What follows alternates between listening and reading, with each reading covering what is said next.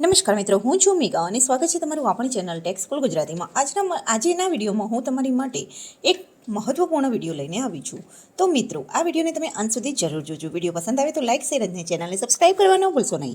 તો વાત કરીએ આધાર કાર્ડમાં. હવે તમારે આધાર કાર્ડ તમારી પાસે નહીં હોય તો પણ ગુજરાત સરકાર એક નવું આધાર એપ શરૂ કરવા જઈ રહી છે, જેને તમે યુપીઆઈ સ્કેન કરી અને પેમેન્ટ કરો છો તે જ રીતે તમે ફેસ સ્કેનિંગથી તમારા ઓળખની પ્રમાણપત્ર આપી શકશો. એટલે કે તમારી જોડે આધાર કાર્ડ રાખવાની જરૂર નહીં રહે.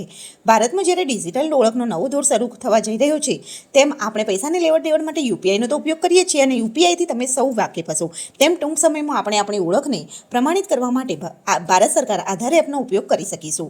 તો વાત કરીએ કે હાલમાં આધાર કાર્ડ એ આપણા ઓળખના એક મહત્વપૂર્ણ દસ્તાવેજ તરીકે ઓળખાય છે, પરંતુ તેને સાચવી રાખવું, તેની ઝેરોક્સની નકલ સાથે રાખવી અને તેનો ખોવાઈ જવાનો ડર હોવો, આ સમસ્યાને હલ કરવા માટે ભારત સરકાર હવે નવી આધાર એપ શરૂ કરવા જઈ રહી છે. આ એપમાં તમારું ડિજિટલ આધાર કાર્ડ તમારા મોબાઈલમાં સરળતાથી ઉપલબ્ધ હશે.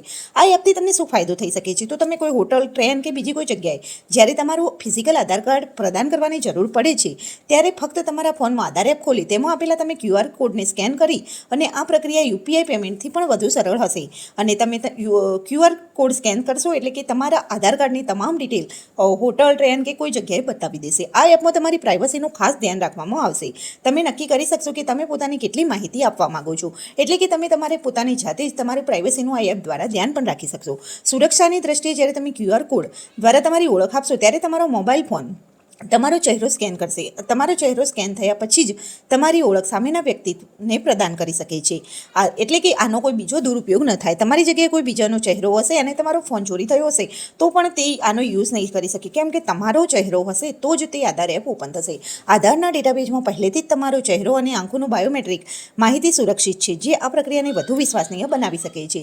હાલમાં આ એપનું ટેસ્ટિંગ ચાલુ છે અને તે ગૂગલ પ્લે સ્ટોર કે એપ સ્ટોર પર અત્યારે ઉપલબ્ધ નથી. જોકે આશા છે કે આ વર્ષના અંત સુધીમાં આ એપ લોકોના માટે ઉપલબ્ધ થઈ જશે અને જેના કારણે તમને સારો એવો લાભ પણ મળી શકે છે.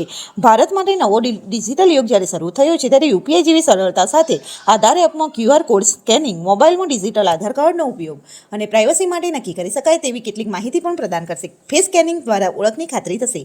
આ એપ હાલમાં ટેસ્ટિંગમાં છે, પરંતુ 2025ના અંત સુધીમાં આ એપ પ્લે સ્ટોર અથવા આધાર એપ અથવા એપ સ્ટોર પર ઉપલબ્ધ થઈ જશે, જેનો ઉપયોગ તમે સરળતાથી કરી શકશો અને તમારે આધાર કાર્ડ સાથે રાખવાની ઝંઝટમાંથી તમે મુક્તિ મેળવી શકશો. કોઈ પણ જગ્યાએ તમારી સાથે મોબાઈલ ફોન તો હોય જ છે. જો તમારી સાથે મોબાઈલ ફોન હશે અને આ ફોનમાં આધાર એપ હશે તો તમારે બીજા કોઈ ડોક્યુમેન્ટ સાથે લઈ જરૂર નહીં રહે.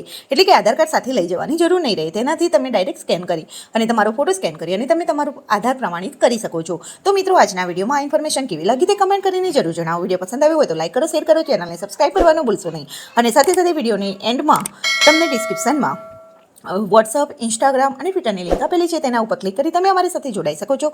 મળીએ આવો બીજા નેક્સ્ટ વિડીયોમાં.